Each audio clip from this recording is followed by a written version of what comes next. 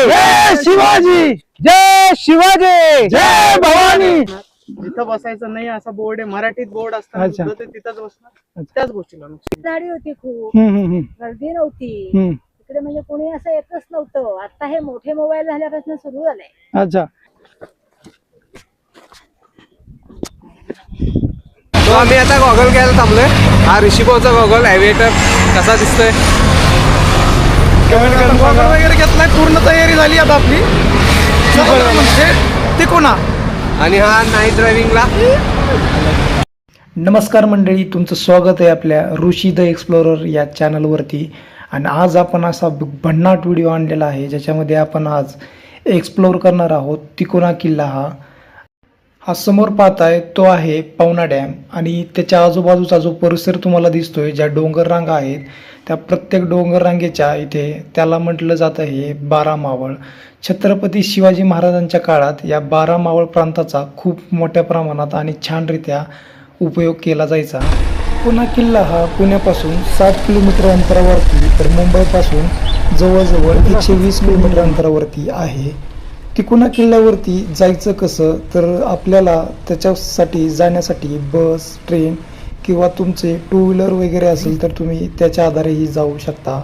तुम्ही जर मुंबई किंवा पुण्यावरतून ट्रेनने येत असाल तर तुम्हाला इथे कामशेत हे ट्रेनचं एक ठिकाण लागेल. तिथूनच तुम्हाला इझिली तुम्ही तिथून टॅक्सी वगैरे करून तिकोनाच्या पायथ्याशी येऊ शकता. तिकोना किल्ला आपल्याला बाले किल्ला दिसत आहे तिकोना किल्ल्याचा, आणि आपले मित्रमंडळी इथं पुढं 2 गाड्या चाललेल्या आहेत. तर चला मग भेटूया ठिकाणं तिकोनाच्या पायथ्याशी. असा थोडासा खडबूड रस्ता आपल्याला लागलेला आहे, तर बघूयात हा रस्ता आता किती लांबपर्यंत खडबूड रस्ता आहे. तर समोर पाहता येतो तिकोना, आणि अशा पद्धतीचा थोडासा रस्ता असावा. चांगला रस्ता इथे पुढे समोर दिसत आहे.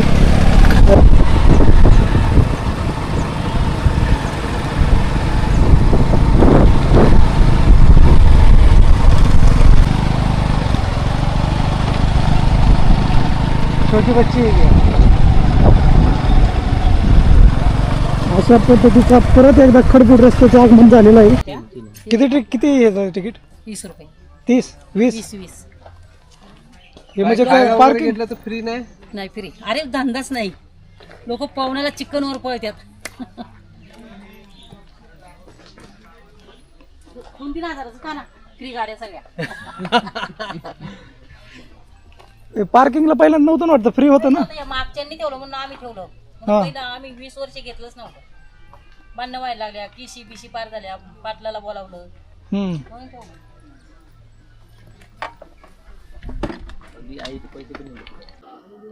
जय शिवराय, जय शंभूराजे मित्र. आम्ही आज तिकोना किल्ल्यावर आलो आहे, आणि तिकोना किल्ल्याचं अजून एक नाव वितंडगड आहे. कारण की या किल्ल्यावर वितंडेश्वर मंदिर आहे, आणि या किल्ल्याची उंची जवळपास 3,590 फूट आहे, आणि चढायला साधारणतः 1 तास 1.5 तास लागतो, पण चढायच्या क्षमतेनुसार. आणि परत हा किल्ला गिरिदुर्ग प्रकारात येतो, आणि बाकीची माहिती माझे सहमित्र ऋषिकेश देतील. तर नमस्कार. तर ह्या किल्ल्याची निर्मिती ही कधी झाली हे सहसा आपल्याला सांगता येत नाही, कारण अशा नोंदी वगैरे आपल्याला कुठं सापडत नाहीत. पण असं काही इतिहासकारांच्या मते हे 4थ्या ते 5व्या शतकामध्ये या किल्ल्याची निर्मिती झालेली असावी असं म्हटलं जातं. सुरुवातीचा इतिहास पाहायला गेलं तर अहमदनगरचा जो निजामशाह होता त्याचा सरसेनापती मलिक अंबर याच्या नेतृत्वाखाली हा किल्ला पहिल्यांदा सर करण्यात आला होता. त्याच्यानंतर छत्रपती शिवाजी महाराजांनी जी कोकणावरती स्वारी केली होती त्याच्यामध्ये विसापूर, लोहगड ह्याच्यासोबतच हा तिकोना किल्ला सुद्धा स्वराज्यात सामील करून घेतला, आणि नंतर ह्याच्यावरती थोडंफार बांधकाम त्यांच्या काळामध्ये झालं, आणि त्यांनीच ह्या गडाचं पुढं नाव हे तिकोनावरून वितंडगड असं ठेवण्यात आलं. तर आपण वरती पाहणार आहोत, भरपूर अशा जुन्या अवशेष आहेत ते पाहण्यासारखे. हनुमानाची एक छानशी मूर्ती वगैरे, जुन्याचा घाणा. आणि माझे मित्र जे रोहन आहेत ते यांची 6वी ट्रेक आहे ही, म्हणजे याच्या आधी 5 वेळेस ते जाऊन आले तिकोनावरती, आणि माझी स्वतःची 4थी वेळ आहे. तर बघूयात, सगळी माहिती आपण वरती जाऊन देऊयात. आणि तिकोनावर बघण्यासारखे ठिकाणे म्हणजे विशेषतः बालेकिल्ला आहे, खूपच सुंदर, आणि पाण्याचे टाके आहेत. आणि वरून जर तुम्ही दाखवेनच तुम्हाला की कसा व्ह्यू दिसतो. सो चला तर बघू. चला. चलो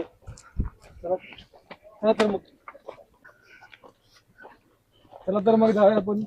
तर आम्ही आता ट्रेकिंग चालू केलेलं आहे 11:40 11 वाजून 40 मिनिटं झालेत आणि आपण असे खाली बघू शकता की कशा पद्धतीचे दगड आहेत. पावसाळ्यामध्ये हे दगडावरची पूर्ण माती वाहून जाते, त्याच्यामुळे अशा प्रकारची स्थिती ही किल्ल्यावरती निर्माण होते.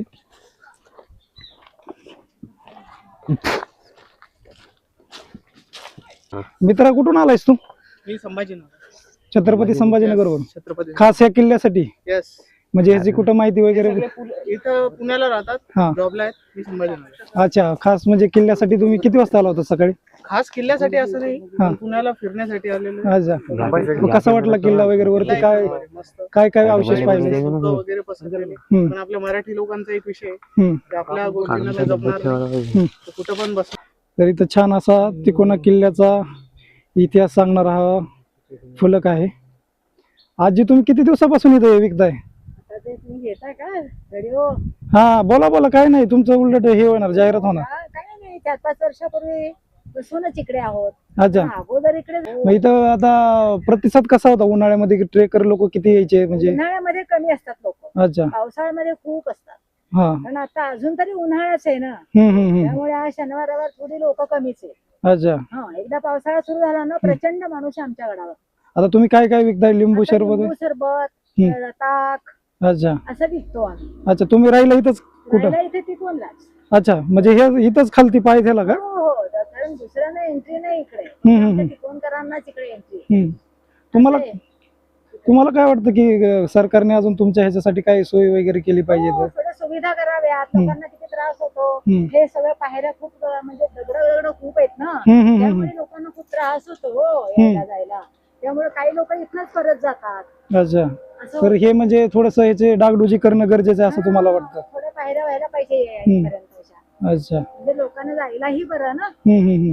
त्यामुळे लोक अर्धवट जातात हो. काय करणार मग, त्रास होतो, ऊन लागतं. यावर्षी पाऊस कमी आहे आणि खूपच कमी आहे. ठीक आहे.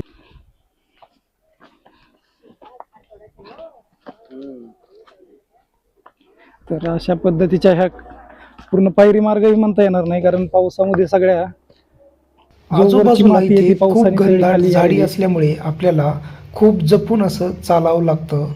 कारण पावसाळ्यामध्ये वरतून येणारं पाणी हे पूर्ण मातीही खाली घेऊन येतं. त्याच्यामुळे इथे फक्त दगडच इथे राहिलेले आहेत.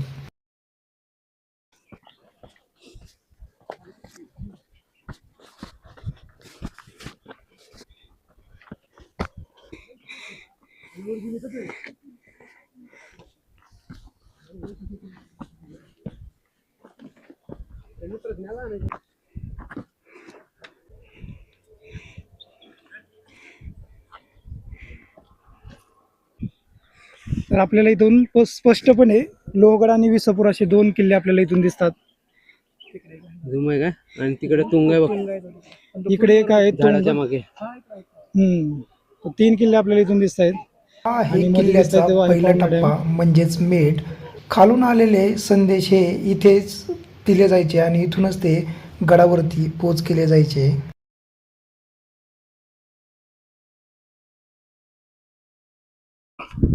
आता थोडासा आपल्याला कठीण पॅच इथं लागलेला आहे. आता रोहन भाऊ आता सर करतायत हे कठीण पॅच.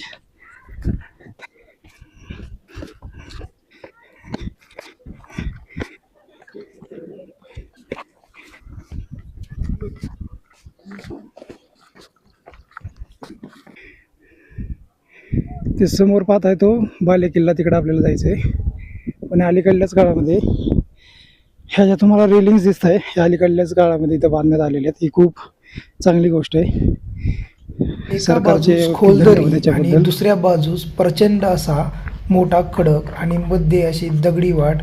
हे आपल्याला सांगून जातं की ह्या किल्ल्याला संवर्धनाची खूप गरज आहे.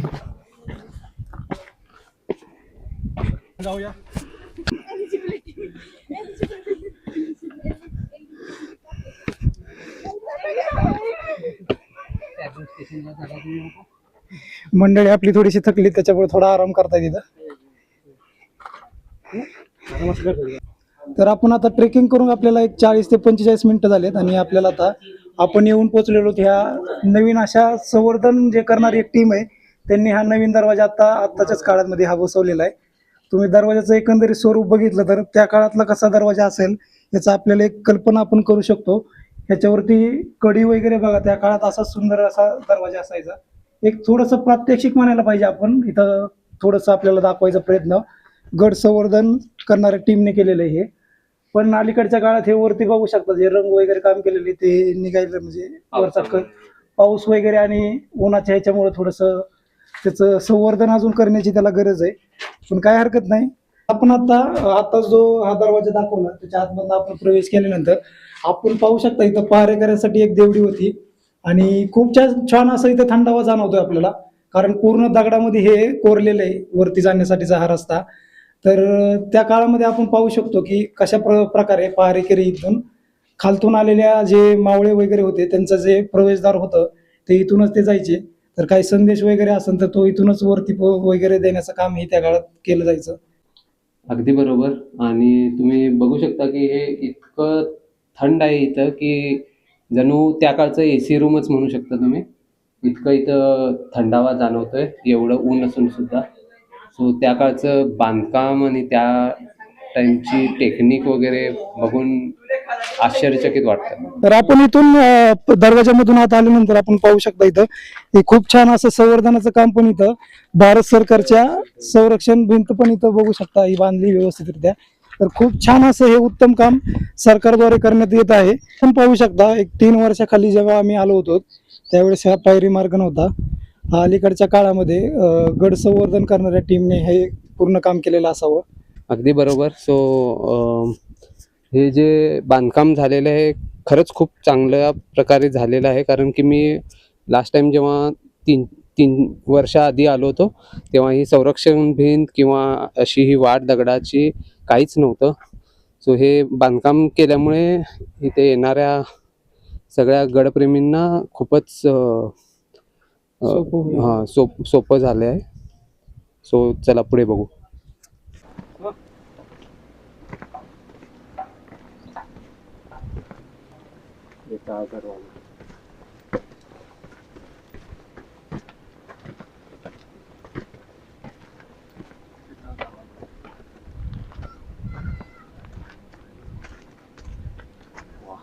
वा, तर हा सुंदर असा पायरी मार्ग आताच्या काळात हा बनवलेला आहे. आणि आपल्याला समोर दिसतंय की चपेटदान मारुतीचं मंदिर आपल्याला समोर दिसतंय. दर्शन घेऊयात, थोडंसं बसूयात, मग पुढची वाट धरूयात. चला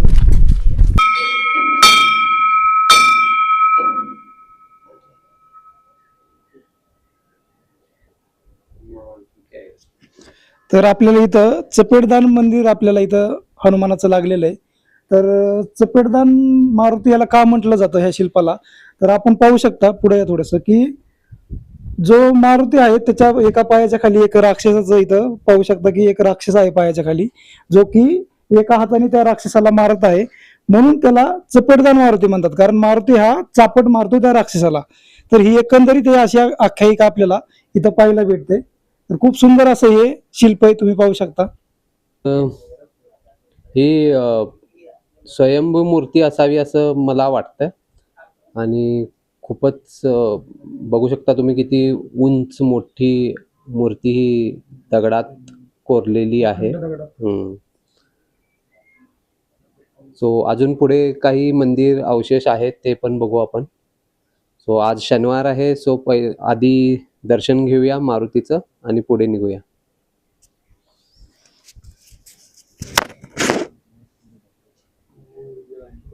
पवनपुत्र हनुमान की जय.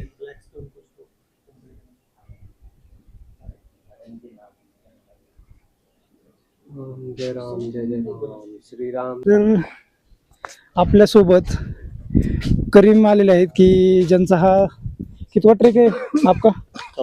चौथा ट्रेक है. तो उनसे पूछेंगे कि उनको कैसा लगा ये फोड़ा अभी तक जितना उन्होंने कवर किया है. खूपच चांगली वारा चालू आहे इकडे आणि खूप मज्जा येते. मध्ये मध्ये आम्ही थांबलेलो आहे काकडी खायला, लिंबू सरबत प्यायला आणि खूप चांगलं वाटतं. वारा खूप चांगलं आहे. हे तुम्ही बघा, वाड्याचे अवशेष. हा हे वाड्याचे अवशेष राहिले.